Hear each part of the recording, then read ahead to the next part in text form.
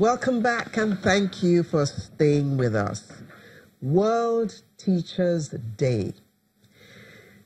That was yesterday, and it's also known as International Teachers Day, and it is celebrated annually on the 5th of October, and it's aimed at appreciating the efforts of teachers worldwide and deliberating on their challenges. This year's theme is "The right to education means the right to a qualified teacher." Yes. You want to be educated and you don't have a qualified teacher. How's that going to work? And this has been chosen to remind the global community that the right to education cannot be achieved without the right to trained and qualified teachers. Even today, a continuing challenge worldwide is the shortage of teachers. There are an estimated 264 million children and youth still out of school globally. So to reach the 2030 education goals of universal primary and secondary education, the world needs to recruit almost 69 million teachers. This teacher gap is more pronounced among vulnerable populations such as girls, children with disabilities, refugees, and migrant children or poor children living in rural or remote areas. Ooh, that statistic right there is kind of scary. And is it because people don't want to be teachers anymore? Okay, we'll ask the teachers who are in here with us, Mrs. Folashade Adefisayo of Leading Learning Limited. Good morning. Good morning. And we also have Mr. Hilary Ashikabe, who is a school administrator. Good morning. Thank you for having me. All right, ladies and gentlemen, let me start from congratulations. Happy Teachers Day. Thank you. We were saying something earlier about there is nobody today, nobody whatsoever, who hasn't had one kind of teacher or the other, formal or informal. So both the formal and the informal teachers will say Happy Teachers Day. Thank you. Right. Thank you. Mrs. Adefisai, my dad was a headmaster. He's late. You're very lucky. But I didn't really get to know him. I was 3 when he died. But say this, what is it in teaching then?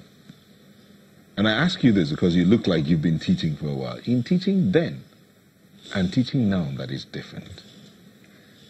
Well, I think I'm the daughter of 2 teachers. Now, one thing I will say about teaching in the old days was teachers were highly respected. When people saw my mom and they would ask for her advice, they would come to our house, they felt that she was just, she knew everything there was to know. But, you know, and if you said you were a teacher, people valued you immediately in community. But now, if you say you are a teacher, it's like, couldn't you find anything else?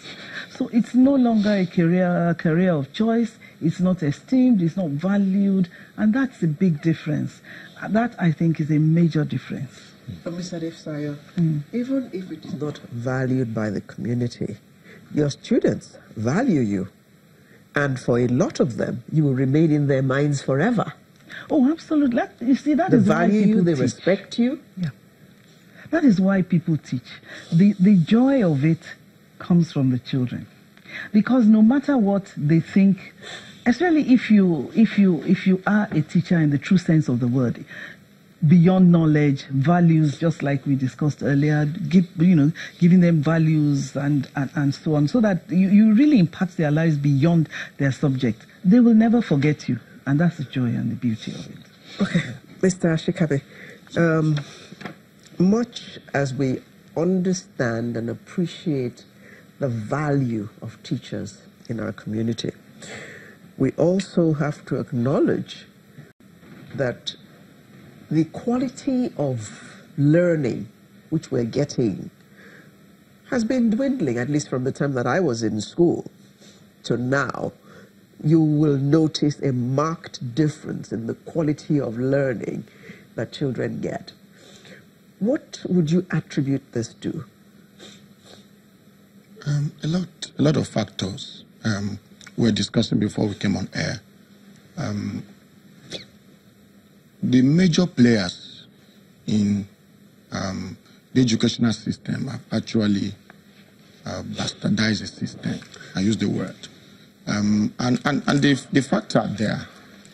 If you look at, and when I say major players, I'm talking about the parents, I'm talking about the teachers themselves, I'm talking of us, I'm talking about the government, I speak about the society. You'll notice, if I have to pick them one by one, you'll notice that for parents, for example, parents are part of the major issues we are having.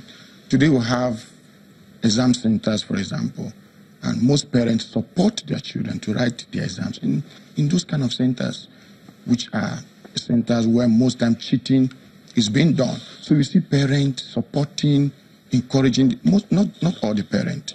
I mean, few parents are involved in this. And so if you look at the parents, and most of them, they just want their children to acquire a certificate, sometimes not just the knowledge. And so they're ready to go through any means to make sure that they secure the certificate. Talk about the government as a major player. Funding, for example, in the educational system is a major issue. UN, I think 2016 or so, recommended that countries of the world should have nothing less than 26% of the total budget for education. 26%. Now, last year... where are we at now? We're dealing Nigeria. with... You said 26. Yes, I mean, 26%. 26. Nigeria is 7.04. So the issues are there. So the government, and if you see the budget for this year that our current president approved, for 2018, our budget is about 8.6 trillion. 8.6. And if you take 7.04 of that percentage, it's just about 600 and something billion, not even up to a trillion. So what are we talking about? So the government is not, that misplacement of priority is an issue for us in the educational sector. So money is spent on other things outside, the system that will churn out our best doctors, lawyers. So if you have a system in the judiciary, for example, that is not working, and all of it, the government is not funding where they should provide reasonable fund. If you go back to the student, I'm dealing with a holistic problem that is causing the dwindling in education system in Nigeria. You also realize that even to the student themselves, you realize indiscipline as a major factor. Students today don't want to read.